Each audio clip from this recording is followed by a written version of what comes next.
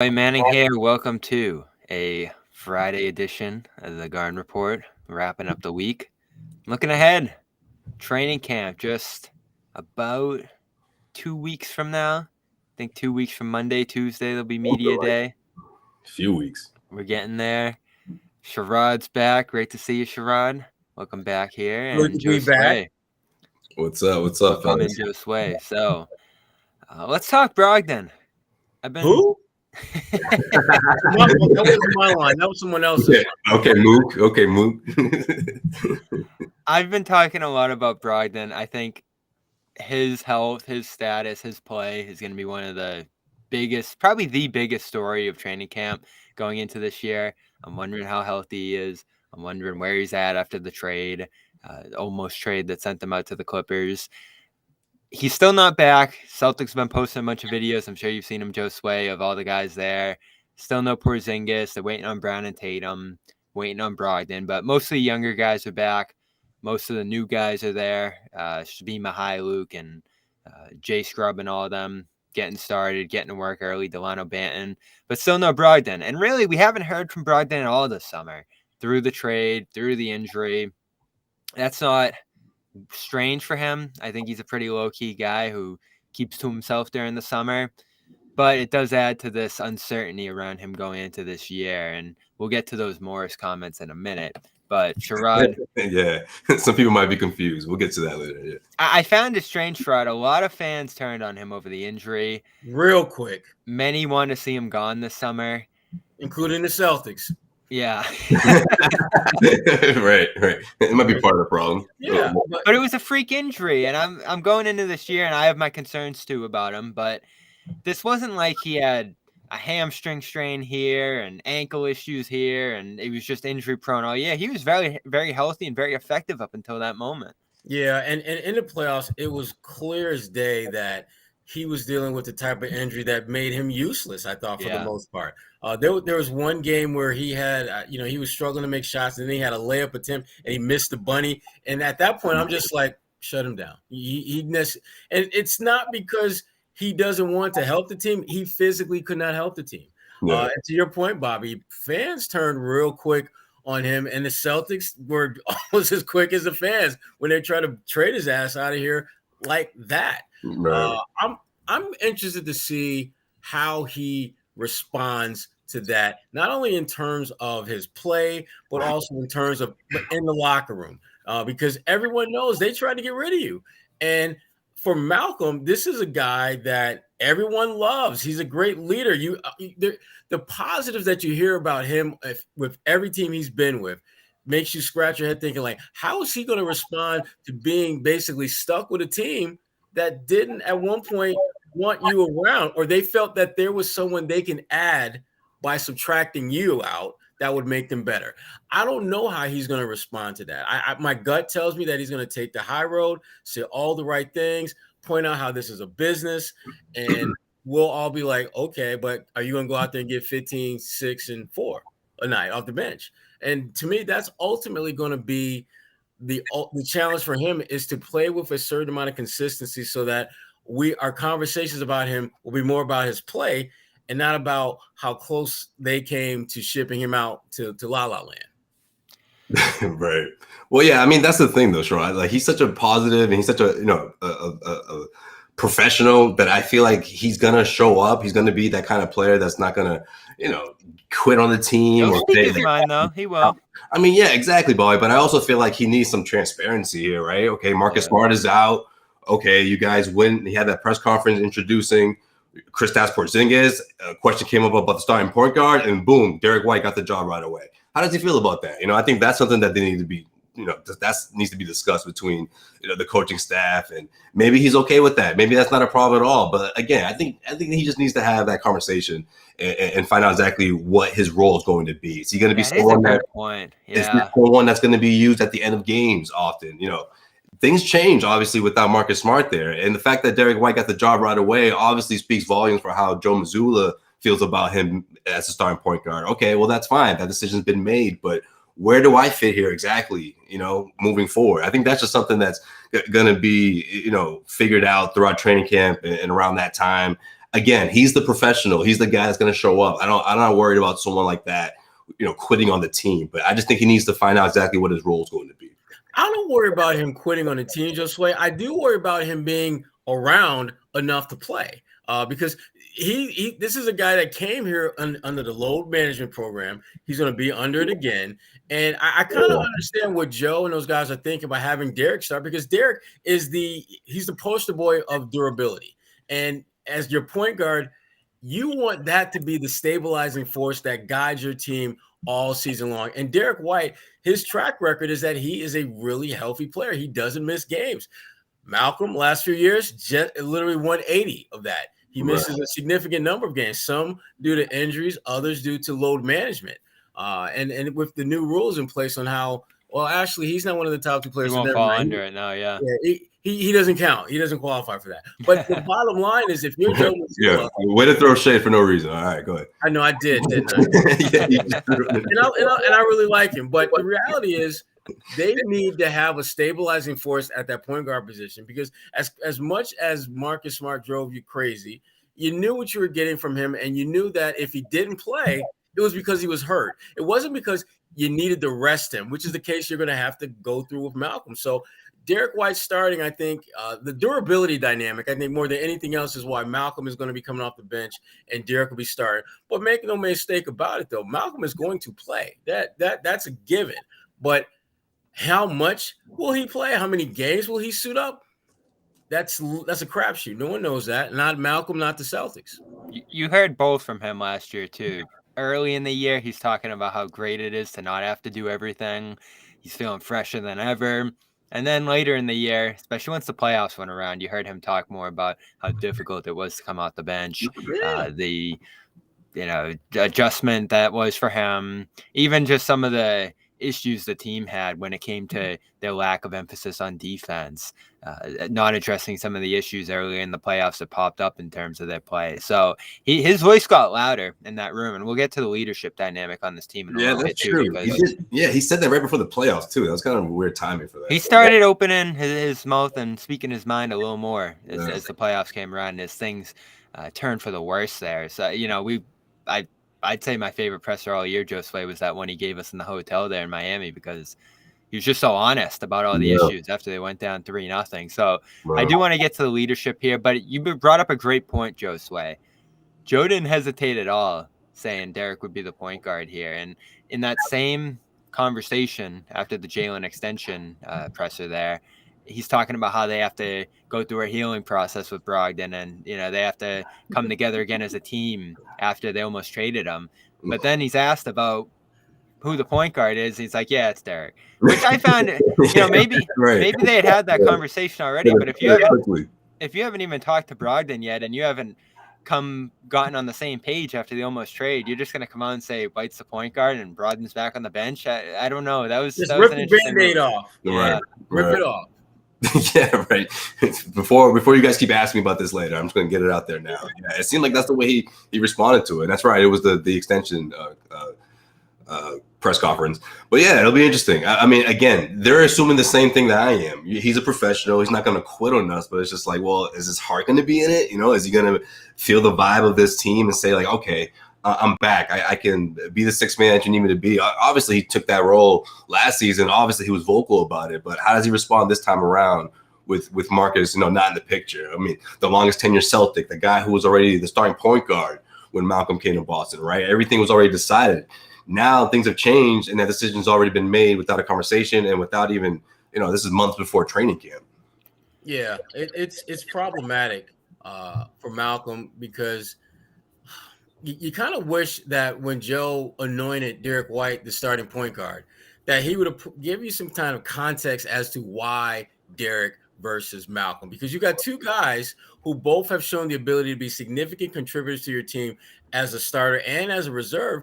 And one guy in Malcolm who, again, you look at Malcolm's body of work in the NBA, it's better than Derek White's. And that's no diss on Derek. It's just that Malcolm has done more in this league as a guy who was a second-round pick versus Derek White, who was a late first-round pick. But for Joe to make that anointment so quickly and without there really being a clear and undeniable this guy is better than that guy, comparison, it's a little bit surprising. But again, the only thing I can think of that in my mind would make a lot of sense of doing that quickly was they made the decision that Malcolm is going to come off our bench again because that's the best chance we have of keeping him healthy for what really matters to us, which is the playoffs. Whereas Derek White, just the opposite. He's been just one of the Iron Men of the NBA in terms of games played, and they've been able to add to his workload, last couple of years in Boston where he's playing more minutes. So you don't have to worry about him playing heavier minutes. You don't have to worry about him missing games for the most part. And again, at that point guard position, you want to absolutely have some stability. And if they're going to be a better balanced team defensively, then Derek White, again, makes a lot of sense being a starting point guard. I think we all agree White should start, right? Sherrod and Josue. So it's the right move. I do want to play this here. The sounds so good, I can't pass it up. Josue put me onto this. Markieff Morris, Markieff Morris. Great episode of all the smoke, man. They always do a good job. Here's what they had to say about Brogdon going in the next year. Oop, here we go. Like a couple more pieces away, but I mean, I'm a fan of Tatum. Like, I'm a fan of Brown. You too. Cool with them losing Smart? No, I didn't like that. Can Brogdon fill that role? Who? I ain't hear you say it. Brogdon. Nah, hell no. Brogdon a good player, and I don't take away his game, but like Smart was the heart and soul of that team. But Smart is defensive player of the year. Come on, man. He is Boston. He said, "Hell nah." Yeah, he put that in there. They didn't give you the caption on that. Hell nah. We heard it though. He's a good player and all. ... Yeah, he almost caught himself on the who. He was like, "I didn't hear you," and then he's like, "Hell no." Yeah, but I think he did hear him. But maybe he's right though. I mean, Malcolm is a good player, but he's not Marcus Smart. You're not going to get Marcus Smart. I want to say production wise, that to me doesn't really matter because Marcus has always been a guy whose impact doesn't necessarily align with his production. I think there are many games where he was able to give you more than his numbers would suggest that he was giving you. And if you're the Celtics, you need to find somebody who's going to bring the intangibles because that's what Marcus did as good as anyone in his team. And when you start looking up and down that roster, I'm not looking for Malcolm Brogdon to be Mr. Intangibles. I'm looking for him to get you like 14, 15 points, 4 or 5 assists, 2, 3 rebounds, and do it consistently. But as far as like the intangible plays that Marcus Smart is known for making, I'm not sure that guy's on the roster right now. Right. And I think that's why they laugh. I don't think it's just about a talent standpoint. It's just like, wait, you're talking about replacing who Marcus is, who he meant, what he meant to the city, what he meant to the team. Like that's what triggered that response truly. Like those two are complete opposites in a sense, right? I mean, that's the way, at least that's the way I see it, right? The way they responded to that and saying who, like, no, Brogdon isn't that guy, and he can't be that guy who Marcus was for his entire career up until this point. So I mean, yeah, I don't think it's more about him not being able to be the starting point guard of the Celtics. I just think that void that's left behind without Marcus is more what they're highlighting. They're saying, look, they have to find a way to replace that, and that's something that we're going to continue to talk about, and we'll see as this team develops and as they come together, and we'll see the the identity of this team and who stands out in that sense, in that regard. But it'll be interesting. But yeah, I just don't think Brogdon's going to be that guy, that heart and soul, the kind of player that Marcus was. But it doesn't mean that he can't be the guy he was last season. I mean, that's good enough for this team. I'm hoping that's what the Celtics are hoping, rather, that he could be that guy again. Yeah, and when you look at what Brogdon brings, the shooting last year, everybody expected that to be a major impact, and it did, given the space he gets playing with Tatum and Brown to shoot open shots. He's going to be awesome there again. He has been for his whole career, as long as he's healthy, which, again, go back to that elbow. It had such a significant impact on his shot. He could barely play, as Sherrod said, in that East Finals. The stats were terrible. I think he averaged like 2 points a game after the injury. So that is the first thing you're looking at. The defense, and I said it all last year, I didn't love the defense from him. Isolation-wise, one of the worst players in the league at guarding one-on-one. The lateral movement with him and just the ability to stay in front of guys. When he got in the post against stronger guys, I liked what he brought to the table there. But defensively, he was a big reason I thought they took a step back there. Guys could go at him and get by him fairly easily. And then the passing's the thing that I think they'll miss most with Smart, beyond the leadership, which again we'll get to. He didn't get to pass the ball and create a ton last year, but the numbers with him in the pick and roll were awesome. He can really navigate that space. So maybe he does get a little bit more ball time now in that second unit. The one thing you got to say about this team, and one of my big concerns, Sherrod, is they don't have a ton of bench scoring. You look at what they lost in Grant. Porzingis is going to start on this team. Rob's probably going to start on this team. So bench scoring, it's Brogdon, it's Horford, who's mostly just shooting threes. And then from there, you really don't know.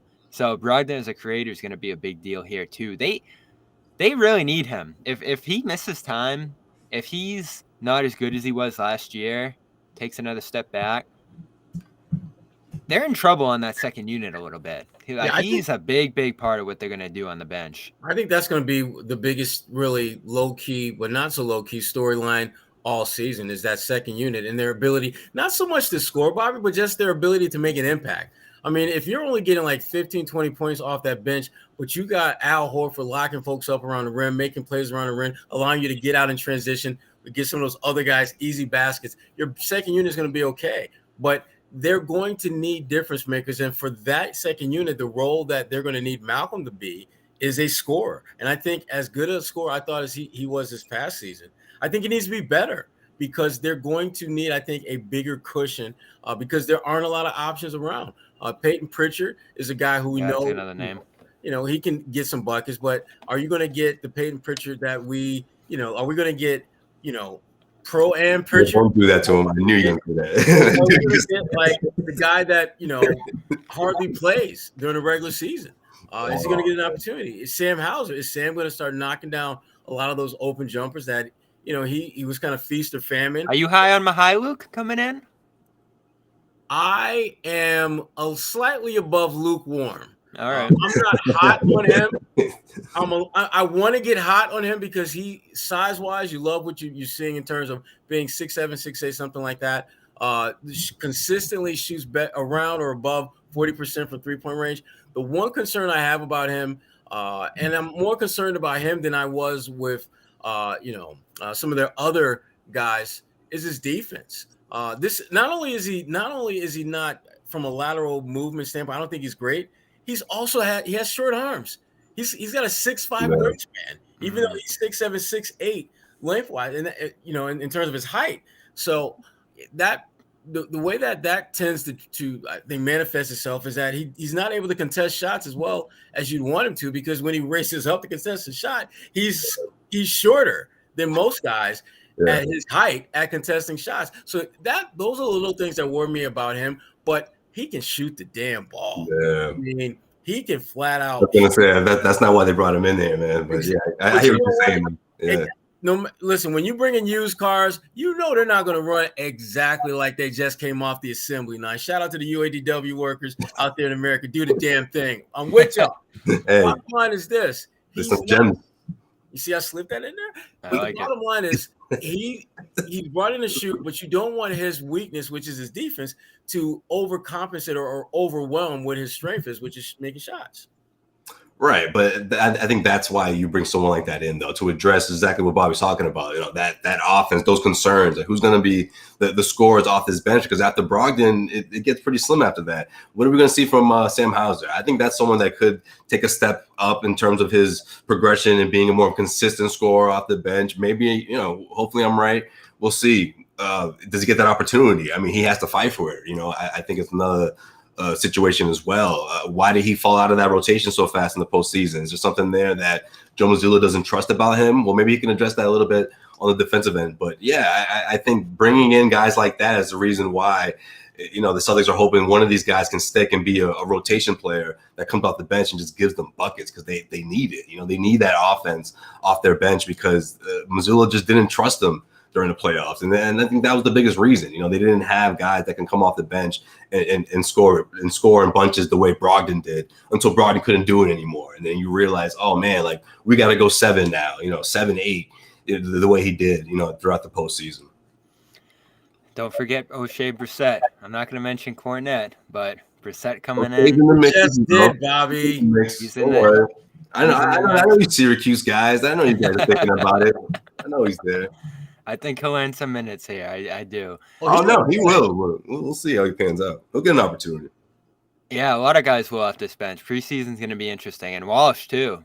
You didn't even mention Jordan Walsh, who I give a chance. If he can shoot 40% from 3 like he did in Summer League, you can play, especially when he brings it on the other end, too, where some of these other guys, I think, have some uncertainty on that end. Hauser, as you mentioned, Josue. Mihailuk certainly comes in here. He's probably one of the weaker defenders on the team. Pritchard, too. Guys go after him a little bit. But those shooting numbers, though, that's the thing, especially catch and shoot.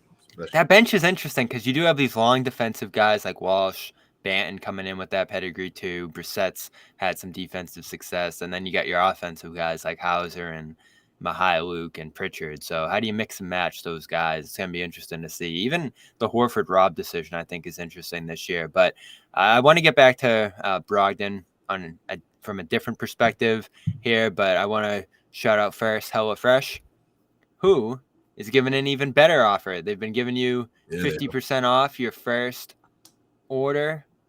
Now they're giving you 15% off the next 2 months too on top of that. So they're up in the ante this fall, and it's a great time to get into HelloFresh.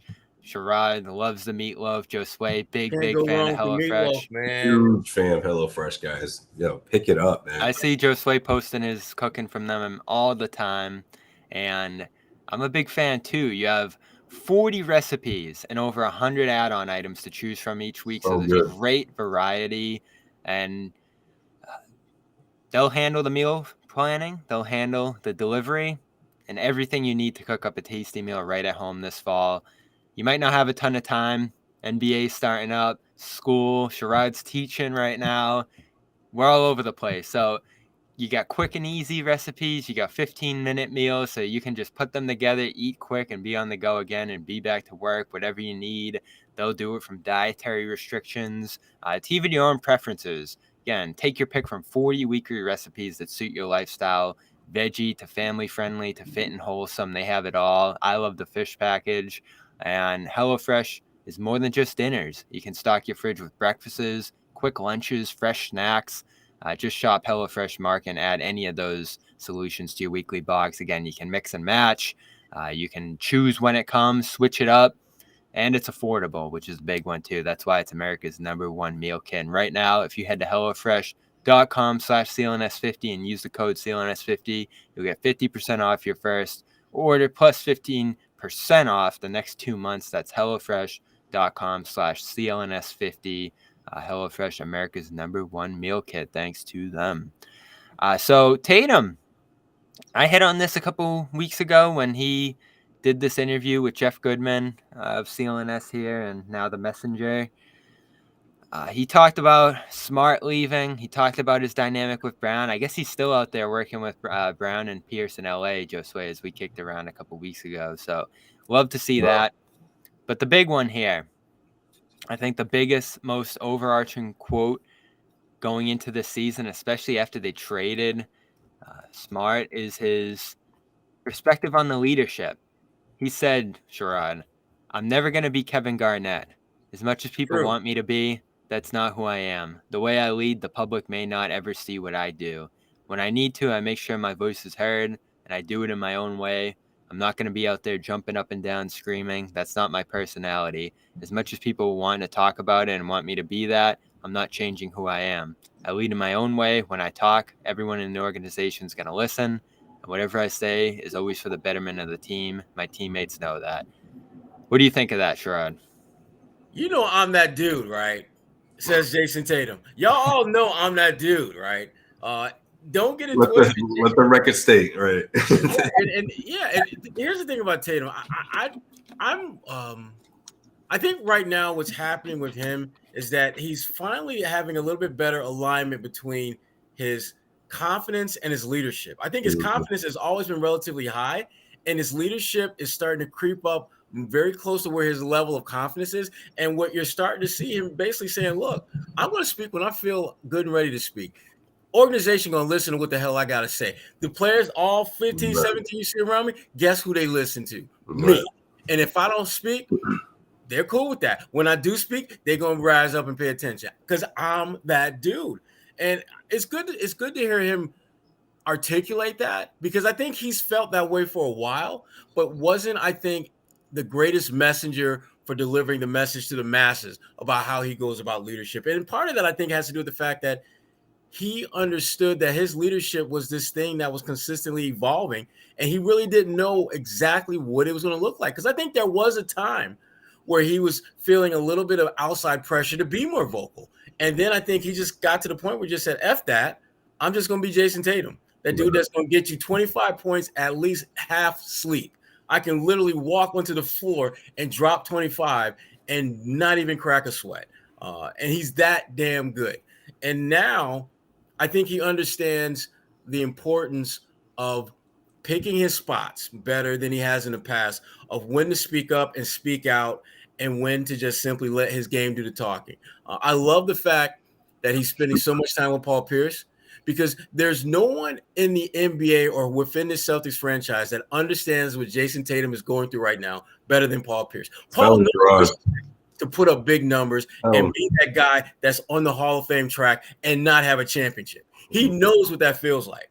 And Tatum, I think, has finally figured out, I need to basically tap into some of that wisdom, because I'm in the same boat right now. I have done everything you could possibly do up to this point in a positive way as a player, except one thing: win a chip. Yep. And that's why it's just so important to really understand the magnitude of what these little videos that people may not put a whole lot of stock into, but understand the value that they're going to play in Tatum's understanding and embracing the fact that it's title or bust. Yep. There's no in between. There's no good try, good effort. No. The run up to winning a championship is over. Yep. It's win it or it's win it now. You have to. He has to feel that pressure and respond to that pressure. If I'm Paul Pierce, I'm like, hey, it's hot out here, ain't it, Jason? Ain't it hot out here when everyone is now everything's turned up a notch? You know, everyone's expecting to win that championship, and now the pressure's really on to year 7. I mean, that's why I love seeing those two, you know, not only working out but laughing together. All the pictures being posted. You know, shout out to Brett Hampton, you know, out there, and it wasn't just a one-time thing, right, Bobby? We talked about they've been there for weeks, yeah. There's more pictures just came out this week, and I love that, because you wonder what those conversations are like, but you know that Paul Pierce is also being like, man, I know what that's like. I know what it's like to have that pressure in that entire city expecting you to do it, or people doubting you, because that's essentially what happened, right? At least the last couple of years, even the season that they did make it to the finals, people sort of doubted, oh, can Tatum be that guy? And look, he showed you this past season. Sure, the Celtics didn't get back to the finals, but man, does he have the clutch gene? Absolutely. You know, it saved the Celtics this season against the Philadelphia 76ers, was a huge contributor, you know, throughout that third round against the Miami Heat. You know, obviously they didn't come up, you know, they came up short. He got hurt in game 7, and now everyone's going to be wondering, can he come back? Can he bring this team all the way back and win a championship? So seeing these guys work out, I love that. And I love the fact that he's talking about being one of the members of Celtics Mount Rushmore. I mean, that's another quote that came from this article. I mean, that's the type of language that you want to hear from Tatum, because it's not about winning a championship for his own legacy. You know, he's talking about winning a championship, you know, for the Celtics legacy, and being one of those guys, being an all-time Celtic great. I mean, that's what the city obviously loves. They adore that type of talk, and that's exactly what you want to hear from someone like Tatum, who's been here long enough and has been so close, right? 2 wins away for winning a championship and not being able to get back to the NBA Finals last season. You know, so how do you respond from that? Is he going to have that chip on his shoulder that we're all expecting him to have, but not only just say that in interviews, but show it in his performances? You know, is he going to be a top 5, or is he going to be an MVP candidate? You know, this could be the year. I mean, I don't know. Maybe I'm looking too deep into this whole, you know, him working out with Paul Pierce, but this could. Am I wrong? Am I looking too deep into this, Sherrod? Like, could this be that year? Tatum is already a top 5 player in this league. I mean, but will he be in that? There's a big gap between him and one, though. There is. Will he be in that MVP conversation? Could this be the Celtics? The way that to me, the clear pathway to him being league MVP is for the Celtics to be a dominant squad all season long. Him giving you 30 and some change every night. What they did early last year. And he was in that conversation early last year. Right. He has to be able to continue along that path for not the first 20, 25, 30 games. We got to be talking about him being that guy after game 60, 65, 70. Consistency at the highest level is the only thing that's going to keep him from being MVP, because it's not about talent.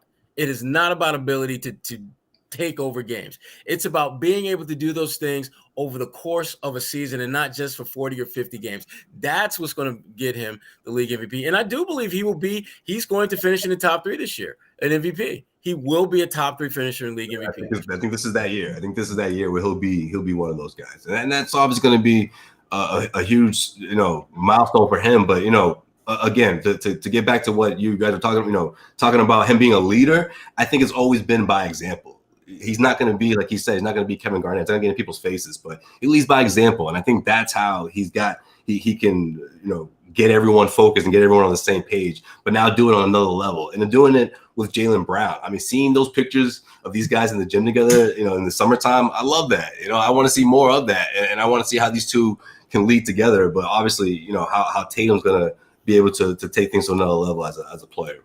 Yeah, and he talked a little bit about that dynamic with Brown. He said, I'm 25, he'll be 27 in 2 months. We're far from perfect. We won't ever get the credit we deserve until we win a championship. Facts. Right.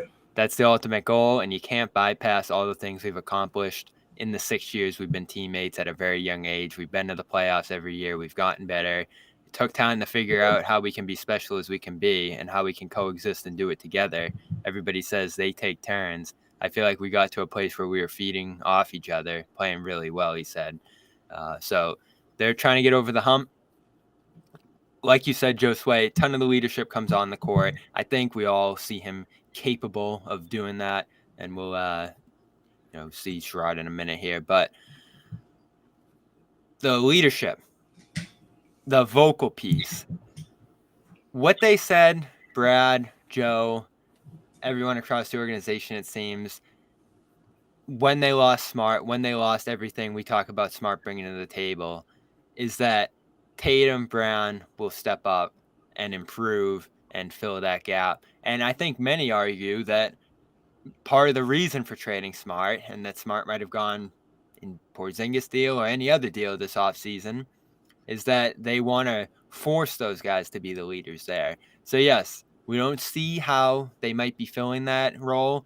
I like some of the things Jaylen's done in recent years to kind of put pressure on opponents, put pressure on the team itself, try to hype guys up, try to bring some intensity on the court that leads by example. Whatever the method is for leadership, I think Jaylen's taken a step in that. And vocally, I think even after games, Tatum's taken some steps there.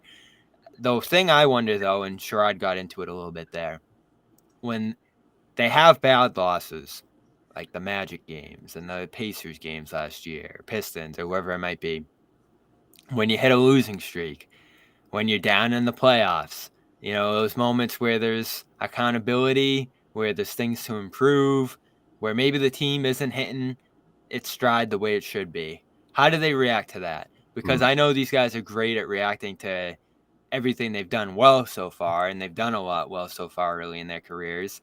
But we saw it last year, and it started at the top with Josue, and it was the biggest thing I didn't like about Joe last year. They lose a horrible game. Oh, we played great. We did a lot of good things. Oh, what can the team improve on? I'd ask them at times. And it's like, oh, we're doing a lot of good stuff. Not really highlighting any of the shortcomings. And again, like we talked about with Brogdon, they got to fixing and addressing that stuff. The lack of defensive identity, all the different things they talked about in the playoffs. We didn't hear that all year. We didn't hear that from the leaders. Right. Even Smart, as great as he was at calling them out sometimes, I think rolled along with that sometimes too. So he wasn't perfect as a leader himself. But now he's gone, and he was the most critical and willing to scrutinize others of all these guys. And I don't see that in Tatum as much. Maybe there's a little bit of that there with Brown, but he's another naturally quiet guy. That's like there is some level they have to improve here. And as much as I like hearing Tatum say, there's ways I do this that people don't see, I do this in my own way, because I agree he can't be out there throwing chairs, as we used to say with Brad. but right. there is some room for improvement here with him, especially with Brown gone, with Smart gone. Yeah, I mean, absolutely. Just the overall approach, getting guys involved. I think a lot of it's going to be something that we're not going to see. I think it's going to be a lot of stuff that maybe in the locker room, things that he does, and maybe we'll start hearing stories about it here and there. But I'm sure there will be a different approach to how he leads this year, especially in the locker room and behind closed doors. And I think Jalen's going to be a big part of that as well. I think he understands the importance of that, and obviously considering his contract, and not that there's going to be extra pressure around Jalen, but it's just that this is the way that it should be. And the trade, I don't think had more to do about getting Marcus out of there so these two can lead. I mean, that's going to happen naturally. I think it was just designed to help these guys overall. Bringing in a player like Porzingis that can spread the floor, that's a big, he's 7'3", can defend a big, a rim protector. I think a lot of that is the biggest reason why you bring someone in like that. Why Brad Stevens was crazy about it, because he's like, man, he checks a lot of those boxes that can give these guys another 20 point plus, a game score, who's essentially coming off one of his better seasons of his career and could essentially be, going into this next 2-3 seasons, playing along the same lines or even better when you look at his stats. So I also do think, naturally it does force these guys to be leaders. But, if you're Jalen and Jayson, you're like, that's the biggest reason why they did that, right? Like Marcus isn't here because they wanted to help us even more, because we didn't get it done last year, so let's, this is the year. This is the year we get it done. This is the window that we have. I'm finishing up my contract. You're going to be going into yours. Like, this is the chance that we are going to have, probably the best chance we have to quiet the naysayers, silence the doubters, and we come off on top looking like, we get the last laugh. I think that would be essentially the base of their conversation when you think about the relationship up to this point. Like, man, they've been through a lot, in terms of criticism and guys, the media doubting them. And after coming off of what happened last season, the pressure's on more so than ever. So I think half, it's what you mentioned there with Porzingis and what he adds to the team and addressing some of the front court needs. Big attack. Okay. But half is, I think, shaking up the room, shaking up the leadership dynamic, giving Tatum and Brown room to lead. And they have to accept that. They have to embrace that. We say it all the time, Josue, and we'll keep saying it. We all remember when Ime came in and said, we're going to have two captains. Oh, yeah. Yeah, that's true. That's true. We've been bringing that up for years, man. Like, it's so indicative. And I know that was a long time ago and they've made progress since then. But at that time, it was so indicative of these two guys got a lead. And they just both went, nope. It's like I think Xana's even used this one around that time. It's like when the teacher they want to give out that extra credit, they want to give that leadership role, and there's two people that they have in mind, and the whole class is just like, come on, guys, like, it's obviously you guys, and they're like, no, it could be anybody. Remember the interview? Because obviously that was the question that kept being. It was brought to Marcus, it was brought to Tatum, Brown, and all of them were just like, oh, it could be anybody. It could be him. It could be. I mean, that's really up for the team to decide. It's like, no, you guys are supposed to want that job, Yeah, Smart addressed it first, and he was like, we don't need captains, which again, to go back to what I just said, that was a problem. And then Tatum followed his lead because, again, Tatum looked up to Smart. The whole team looked up to Smart. Right. And then Brown was like, yeah, it should be Horford. Which, again, Horford, as great as he's been, if he's going to come off the bench this year, if he's going to play less, your voice matters a little bit less. They'll still listen to him. He'll still speak up when he needs to. Brad said as much at the presser for Porzingis. But when you play less, it's almost like it's not quite the Haslam thing, but you got to play to make an impact. And Horford, as he gets older, his contributions on the court will come less and less a little bit each year. So you can't keep relying on him in that sense either. When it comes to voices on this team, it's Tatum, Brown. White's another quiet guy. When we talked to his trainer a couple of weeks ago, he said he needs to speak up a little bit more now too going forward. You think of Rob. I think Rob has made an attempt to make his voice heard a little bit more, but another guy who I think is more keeping to himself naturally. And then Brogdon, he's coming off the bench, and he looks back at last summer and says, I was almost traded. So how can Brogdon effectively lead from his position as well? It's tough. And you know what Brad said too? Because I asked him, I said, are you what are you expecting from Porzingis in the room? Because I do think it's interesting that he's been a guy who's been willing to butt heads with teammates a little bit. He's more of an outgoing, aggressive personality. And Brad was like, yeah, sometimes when you come to a new team, you just got to try to fit in, and, find your place. And it's like, so this really is on Tatum and Brown. Porzingis isn't saving them in that sense. Horford isn't. Brogdon. These are nice voices on the perimeter, but everyone's looking at these guys, and part of it's your voice, as Tatum said, and he'll do that in his own way. But part of it also is how you set an example on the court too, as you talked about. Right. But giving up the ball, giving up shots, defending every possession, all that kind of stuff. I was gonna say though, if you're Porzingis though, it's an easy sell. You know what I mean? It's like, man, after everything he's been through, he's just like, now I'm in Boston.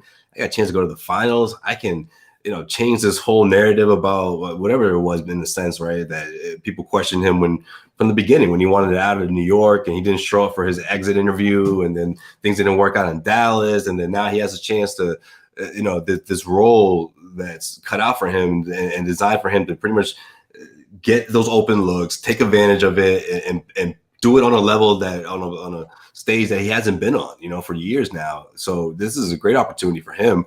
But yeah, how are you going to lead though? How are you going to get everyone on the same page and make sure that they're able to do the night to night grind? There isn't those like sluggish stretches like we saw last year against teams that, it just seemed like effort wise, it didn't matter who they're going up against. You had a chance to beat this team if you just stuck with it. You know what I mean? Like, hopefully that's not another part of their identity this season, but that's really up to how Tatum and Brown lead. I think that's a big part, a big emphasis going into training camp and beyond. Is there enough leadership here, Sherrod, with Smart gone? I think there is, but it's going to require everything that these guys do well from a leadership standpoint to be stepped up and amplified. They've got to elevate their leadership game. Tatum has to do that. Brown has to do that. Malcolm Brogdon, I think, has to do that. And to me, Malcolm is going to be a key guy, not so much because of what he says or necessarily what he does, but just how he carries himself.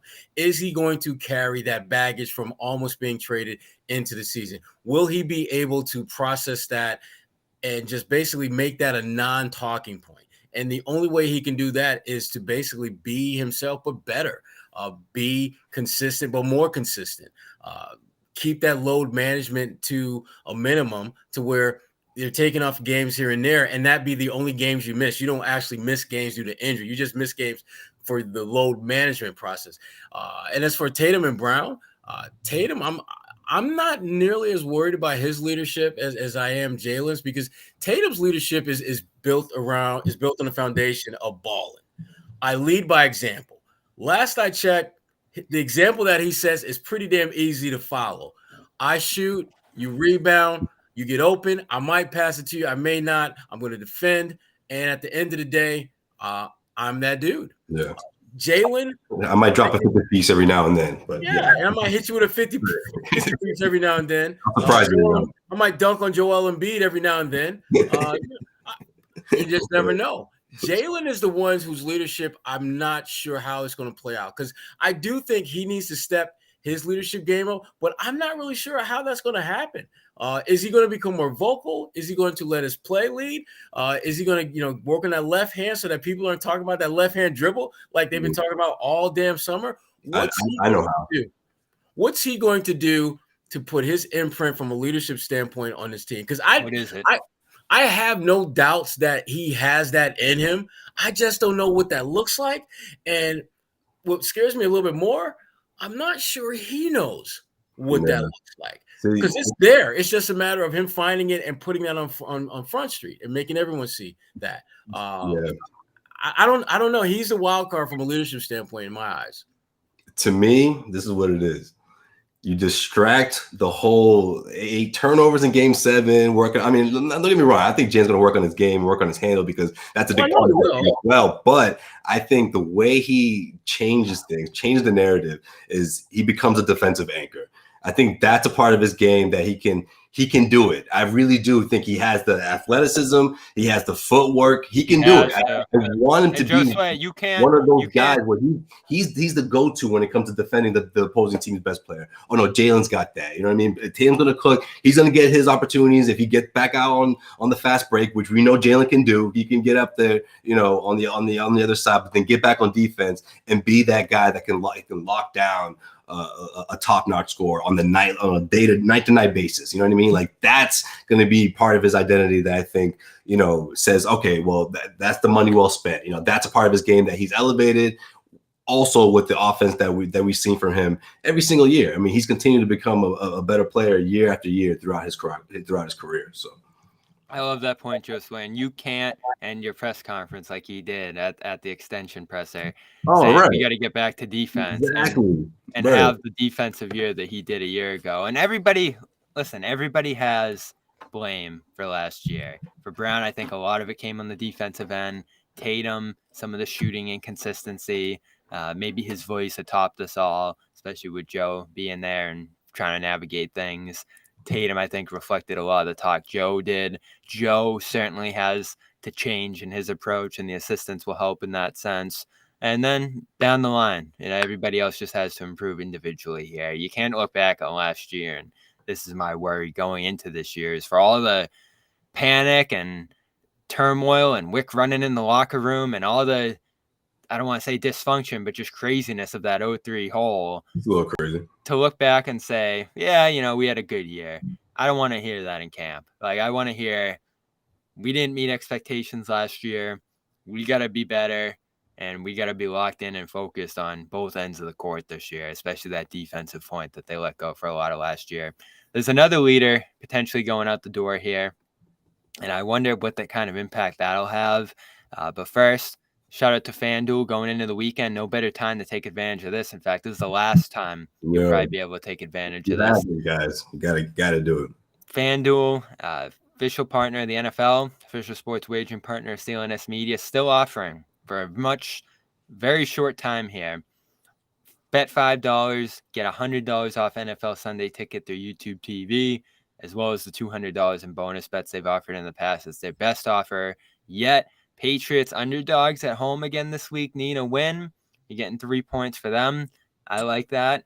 I always like taking the points, but FanDuel is giving you a lot more than that. $100 off NFL Sunday Ticket to watch all these games, as well as the $200 in bonus bets. So check them out at FanDuel.com/Boston. Show us some love as well by using that code and get all that they're offering right now. Again, this is gone. The YouTube TV Sunday Ticket offer, this is gone next week. I don't know if it'll be back, so take advantage now. All you got to do is bet $5, deposit $10, 21 plus, present in mass. First online real money wager only. Bonus issued is non-withdrawable. Bets that expire 7 days after receipt. That's FanDuel.com/Garden. Blake, he might be gone, Sherrod. The Globe reported a couple weeks ago that they're not expecting him back. They'd like him back, which, you know, I reported first about a month and a half ago. But for family reasons, even just where his career's at this point, what he's got left in the tank, you might not see Griffin in Boston this year, and maybe not even on any NBA court this year. I think he's probably mulling his future. And he did this, if you remember, Sherrod, into October last year. He didn't sign with the Celtics until into camp. So he could be back, but it seems unlikely at this point. And this, again, not just Smart, but Grant, another big voice in that room. Blake, more so at the end of the bench, but you think of what he did for all those end of the bench guys that weren't playing a ton. Hauser going through that massive slump. Pritchard especially, who wanted off the team and was just really distraught with how little he was playing last year and where his role seemed to be going. You could tell Blake helped all those guys through that. And I love those nights where he gave Horford a rest and went in and played really well. Was blown away with his impact last year compared to what I expected. And now I think he's a real loss for these guys.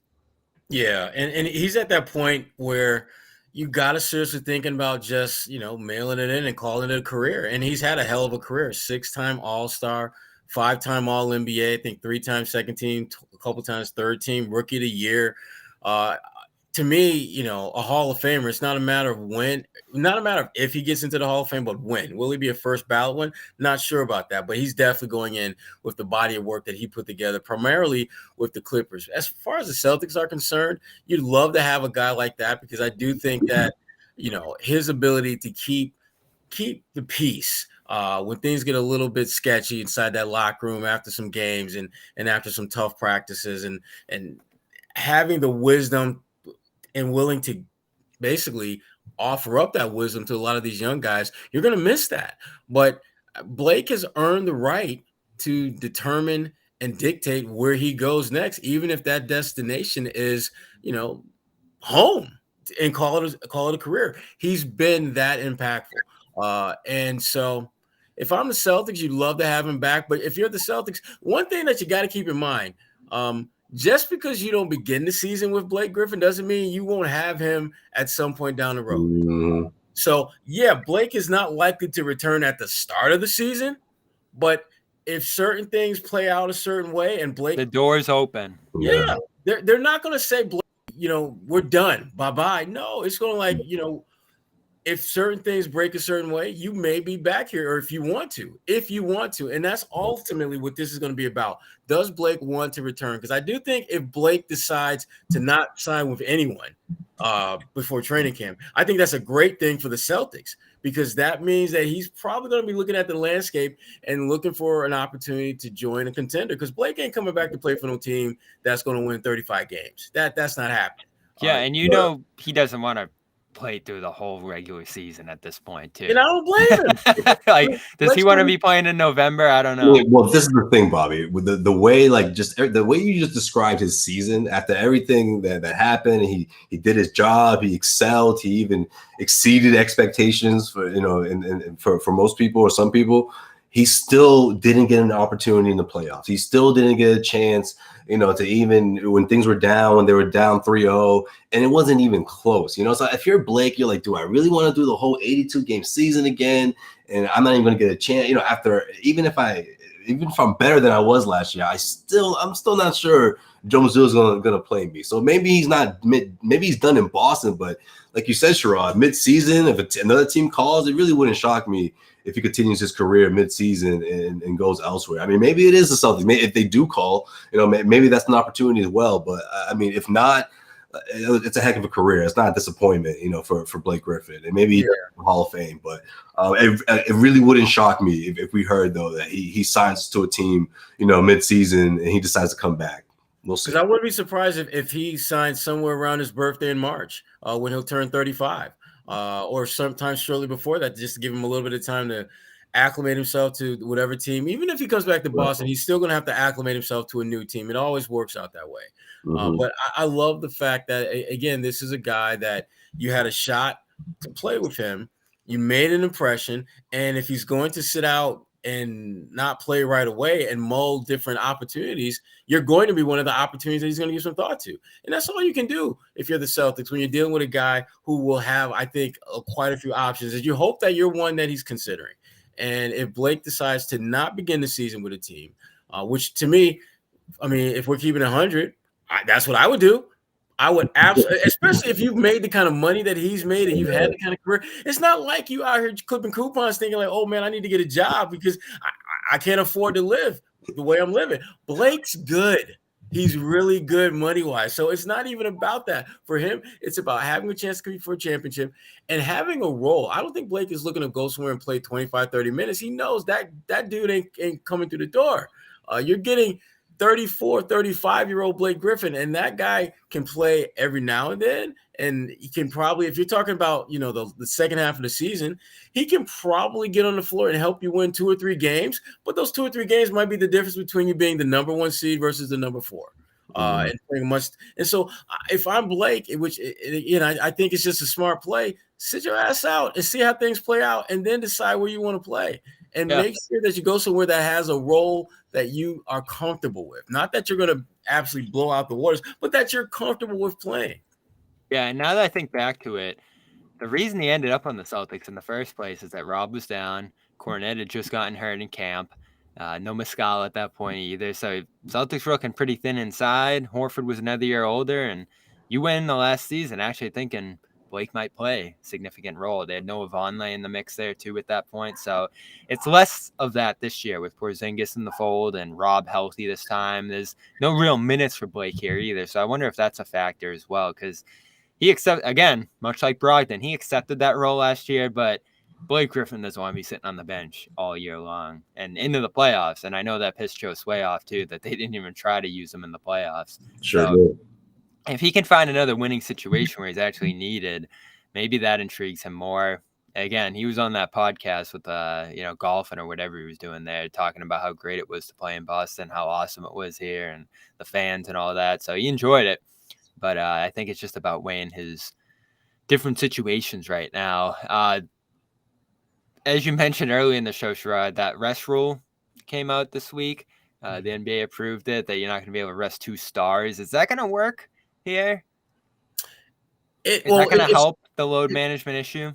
I don't think it's going to impact it one way or the other, because Tatum doesn't like the rest. So he's going to play as many games as he can. Jaylen Brown, similar. He likes to play. So and they never really looked to rest those guys under the load management. It was more applicable to Al Horford, Rob Williams, our good friend Malcolm Brogdon off the bench. And I think that's probably what it's going to stay like.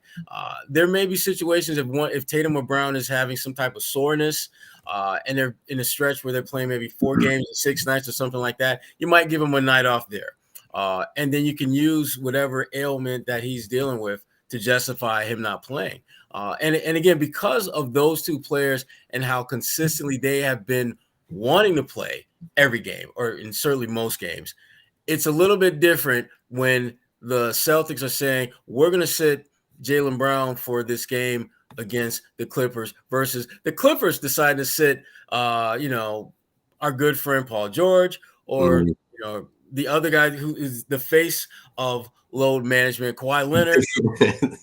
The pioneer. Yeah, exactly. This rule wasn't made for the Celtics. Yeah. Kawhi Leonard is a great player. He may very well go in the Hall of Fame for being like the poster child for load management. Seriously. That might be his lasting legacy, other than winning a couple of championships. Well, no, that's what solidified it, though, Sherrod. Winning that championship is like, oh no, this could be done. There's a formula to this. Everyone's like, damn, you mean I can rest my best player like pretty much most of the season, and we still win a chip? He's the pioneer. Yeah, they should name something after him. Exactly. You know what? This is what you do. The Kawhi Leonard Award goes to the player who doesn't qualify for regular season awards, but is still a significant contributor to his team. Even though he played like 40 games that season. Exactly. Guys who play between 20 and 40 games get the Kawhi Leonard Award. I will say, right. Regardless, players' fault, team's fault, I'm so glad they're trying to address it, because they had to. Well, you know what that's about, Bobby? It's about the fans. It's about the fans. You can't pay $100 and not watch the guys you want to go see. Right. Exactly. I mean, with all due respect, I'm not going to pay major money to see the Celtics play, and only to see Jaylen Brown and Jayson Tatum doing the same thing I'm doing. Watching at least one, and that's the thing. They're saying you can rest 1, but you can't rest 2 or more. Right. Well, Tatum's going to be playing in Charlotte on Monday, so there you go. Hey, that might be my favorite game. Well, one of my favorite games of the season, because. And Tatum, they're gonna boo him, and you know what? And he's gonna drop 40 on him. Yeah, he will. He's gonna drop 40 on him, and they're gonna lose. It's like a hope. And then we can say this is why Tatum don't want to come to Charlotte. There's one more thing I want to hear from these guys on. First, though, a quick shout out to AG1. Love AG1. Been using it for well over a year now. It's 75 vitamins, minerals, adaptogens, probiotics, and more in your water each morning. A nice tropical flavor. The cool gear. Sherrod's holding it there. Love the crew neck. Love the green container you store it in. Nice glasses, nice thermoses to take it on the go. Don't forget about the frother. They've got actually AG1 frother so that you can make it nice and smooth. It's awesome. And you'll get a lot of that if you subscribe to it here. But at the very least, if you go drinkag1.com/garden, you're going to get a year's supply of vitamin D and 5 free travel packs with your first purchase. But see if it's for you. Check out a subscription. You'll get cool gear like that. And check out the reviews. They're all amazing. It's drinkag1.com/garden. So shout out to them as well. We're about to wrap here. We'll be back next week, hopefully with more news, because, man, it's gone slow in the September here. But Giannis, I'm surprised this didn't get a little more buzz last week. Talking to the New York Times, saying that winning's his priority, and and not necessarily in Milwaukee. He's going to play wherever he has the best chance to win, and he loves the Bucks, and he's been there 10 years, and they've accomplished a lot. But I think he wants to go through the brick wall, Sherrod. What happened? I guess that was just for the first championship. Remember he said that? He said, "Oh, people like to go around and enjoy super teams. I like to go through it." And then he won a championship, and then now, I don't know. Go ahead. So sounding the alarm a little bit here. Well, this is what happened. He went through that brick wall in Milwaukee and realized, wait a minute, that hurt. I didn't go through the damn brick wall to get to the other side. Why did I do that? Let me just figure out. And so I think it's great. This is the thing I like about Giannis. I think Giannis is being authentically Giannis and just being open to what matters to him. He, as much as he cares about that Milwaukee community, and he's been a pillar of strength for them and has really connected with them. He cares more about winning. And if he senses that Milwaukee isn't committing themselves to winning to the level that he wants to be at, he's going to bounce. Now, here's the problem with that whole premise. He asked for this roster, Sherrod, but go ahead. This is a team that he wanted. This is the team that he went to bat for and said, these are my guys. This is what I want to rock with. Exactly. And the problem that he's starting to see now is that Father Time catches up with everyone, except he's a little bit faster than Father Time right now. But the guys on his team, Father Time is tapping every damn one of them on the shoulder like, bro. Like, what's good? What's going on? Father Time is looking at his clock like, as if he's Dame Lillard. Yeah, right. You know what I mean? So Chris is like, chill. He's exactly, like, exactly. Middleton is like, come on, man. I was a second round pick, and now you want to come at me? Come on. I'm a 3 now. I used to be the 2. I'm a 3 now. Drew got the. I'm trying to push this up, and Giannis is looking around like, gosh, Father Time's checking you. Father Time's checking you. Yeah. I don't know how good we're, and that's the thing. The one thing Giannis is not going to say, but the fact that he's open to possibly going elsewhere says it all. I don't think we're as good as we used to be. Mm-hmm. I don't know if we're championship medal anymore. I mean, they lost in the first round. Yeah, we got a lot of guys on our team. Well, we still have guys who won championships, but I don't know if we're that team anymore. Because I'm looking at Boston, damn, Tatum and Brown. I'm looking at, Philadelphia, and I'm looking at Miami, and I'm looking at all these other teams that are either in position to win a chip or they're lining themselves up to go get that one guy that will put them in title contention. And he's looking around and like, yeah, I do like Chris Middleton. He my dude, but that Jaylen Brown looks like a mighty attractive number 2. I mean, who's their big offseason addition? Malik Beasley? Say it again, Josue. No, I said things done changed, like Biggie would say. He's looking around like things done changed. But no, what'd you say, Bobby? I think their big offseason addition was what, Malik Beasley? Yeah, didn't add much. Yeah, that's it. I mean, that's the thing though. Like that's the root of the problem, in my opinion, right?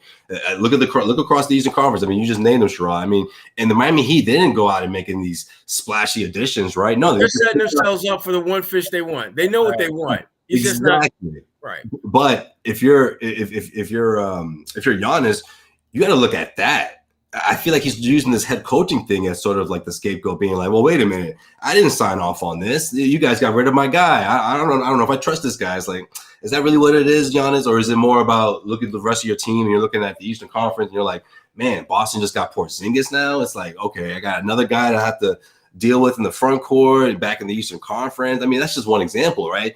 And I just feel like he's thinking these guys have to do something like that, whether it's a splashy trade or whether it's bringing in someone else or just finding a way to give him another piece to work with. And I feel like he's afraid to say that. He doesn't want to say that because it will go against what he's asked for, in my opinion, which is keeping these guys around. He likes a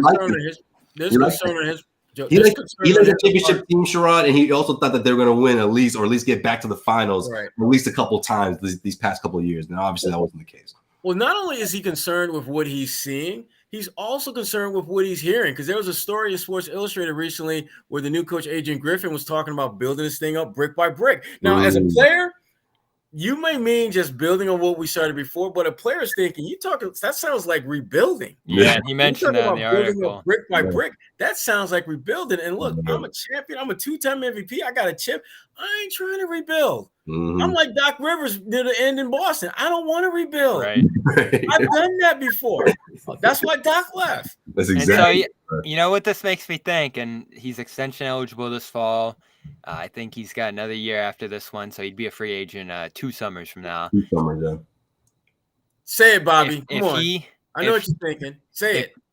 It doesn't matter as much to the Celtics. In fact, it'd be a great thing for the Celtics to see him out of the East. A TD? I think the top of the list. Man, you're talking about a TD? I think the top of the list, if he ended up demanding a trade. Oh, the trade demand, a TD. If he demanded a trade, I think it'd be the Thunder. I think they just have so many picks, so many young players. I don't know. They got that guy in Shea. No.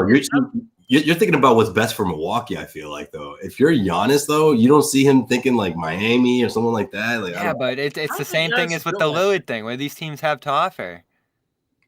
Yeah, but you're not thinking about that if you're Giannis, man. You want to go where you want to go. Like, right. if you're willing to go down that. Are we gonna end up in a Lillard thing every time now, where it's like you gotta send me where I want to go? I know, and that's another thing too. Because if that happens, then the Giannis thing is almost inevitable. You know what I mean? It'll feel like that. I think Giannis, because he's already won a championship and he's clearly wanting to win another, you're gonna tell them, send you to a team that even after they trade for me, there's going to be enough pieces around there to win a championship. And I think you're right. Oklahoma City, they can basically open up the vault of all them damn draft picks, and they've got young talent that they can throw in the mix too. And when all the dust is settled, they can still have one of the top 5. You have Shea, Giannis, Giddey even. I mean, they got a roster full of young top tier talent that, again, they're going to have at some point. Oklahoma City is going to have to clean house, because there's no way that you can pay all those guys what their market value is worth and things like that. And if you're Oklahoma City, then you absolutely would package some of those guys plus however many picks you want to put in the mix to get a guy like that. And if you're Giannis, if you're serious about winning a championship and you got a chance to play with Gilgeous-Alexander, that's your point guard. Oh my God, damn. a dude who you know can give you 30 every night with the right talent around him, and you've got one or two of those bigs. And if by some way they're able to keep Dort, who I think is a really good defender.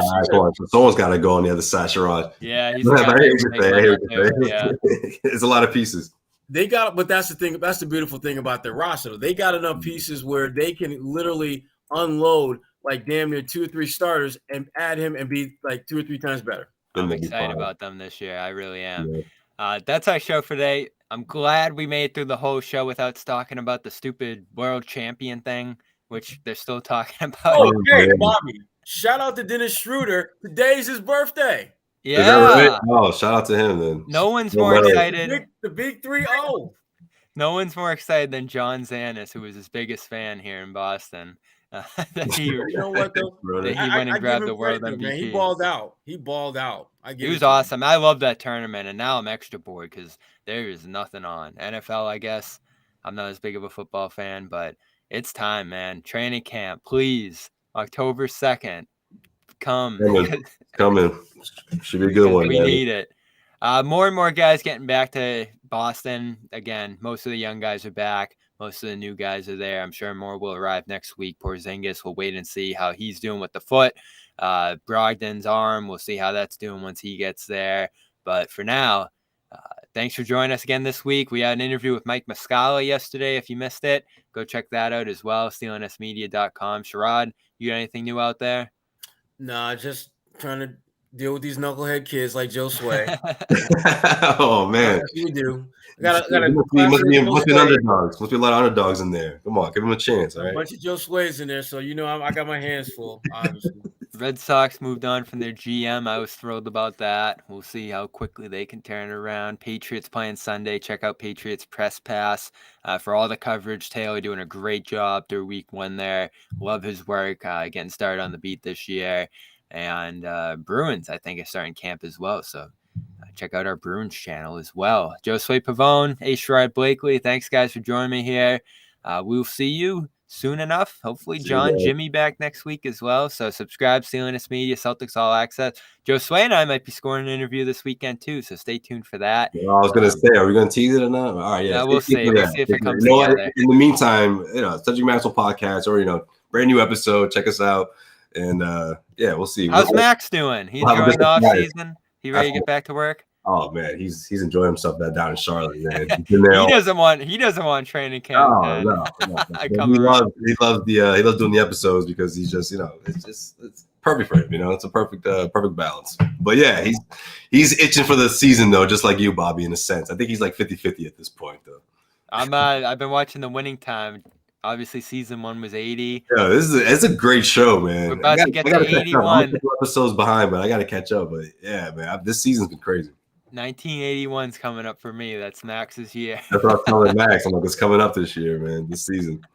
All right, guys.